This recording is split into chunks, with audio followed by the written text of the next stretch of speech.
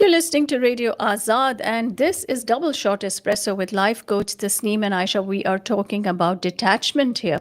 So, Tasneem, how do you know you have an unhealthy emotional attachment, whether it's to a person, a job, or your kids, or how do you know that attachment is unhealthy? I think when you see a pattern of unhealthy emotions, I always say, like for example, anger. People view it as a negative emotion. For me, it is an emotion first. It will become negative if you do not channel your anger correctly. So, when you see a pattern of unhealthy emotions which are not being used in a constructive manner, and you end up feeling fearful and anxious, or, you know, consistently jealous, hopeless, sad, don't feel like going out, meeting anyone, depressed, always second guessing what the other person must be thinking of you or how they perceive you, or having too much pride or vanity in yourself constantly. And you can see that in your relationships, how people start avoiding you and not really reciprocating the way you would have wished for. And if this is a pattern in your life, then I would say that there is unhealthy emotional attachment. And I think when thoughts are consumed by that, Yes. one person or what Absolutely. you do, you're completely obsessed. Yes. When you're sleeping, you'll not be able to sleep because it'll be the same worry and stress which will bother you, and you'll rehash and rethink the situation and wish for an outcome and all of those things. Absolutely. All right. And then what I've observed is then people have they detach from this, Mhm. either this person or this situation, and then a lot of times they'll detach in a very unhealthy way.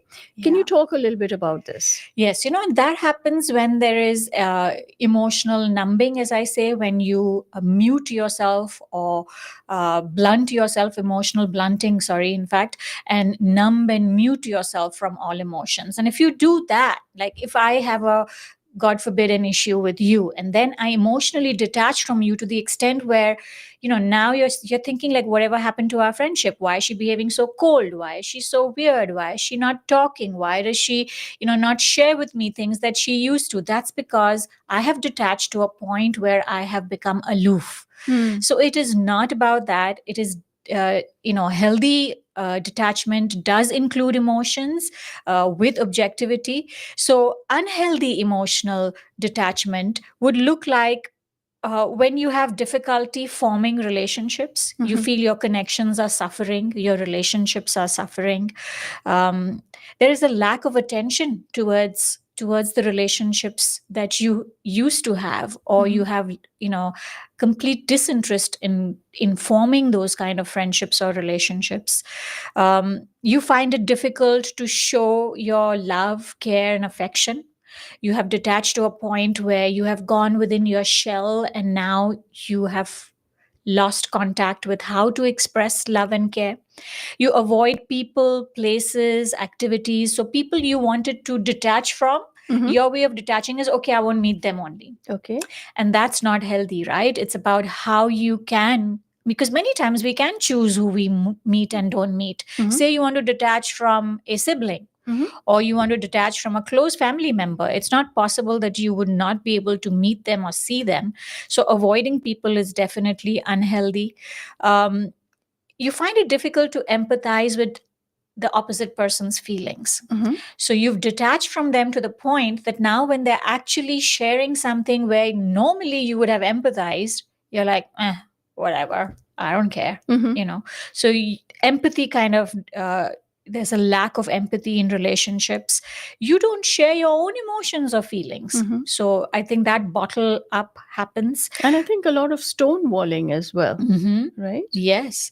And like relationships or friendships or people who, or even places, or like a workplace, if you're detaching from your workplace, which was earlier a priority, now all of a sudden it just, there's zero priority. And if there's no priority or a lack of priority, your productivity may suffer, that relationship may suffer, your workplace may suffer. So detachment cannot come without emotion. And I think that's the biggest lesson and the tough part of learning this skill, which is how to keep that emotion in a healthy manner and yet be able to be objective about navigating how you feel, and not get roped into feeling all of these helpless, hopeless feelings that we discussed earlier. Mm. Because is it that you don't want that relationship to end? Let's say you don't want that thing to end, but you just want to put some boundaries in there. Right now, I've seen a lot of people Yes. start playing games, like you said, avoidance or silent treatments. And these are all very, very unhealthy ways and actually end up destroying the relationship. Totally agree.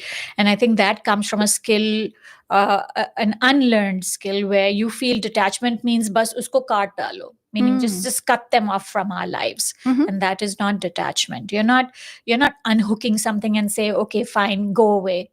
You're keeping that friendship, you're keeping that relationship, but as you rightfully said, you're you're drawing your boundaries, you're putting a more healthier paradigm to the working of that friendship relationship so that both parties can have a more fulfilling experience. All right.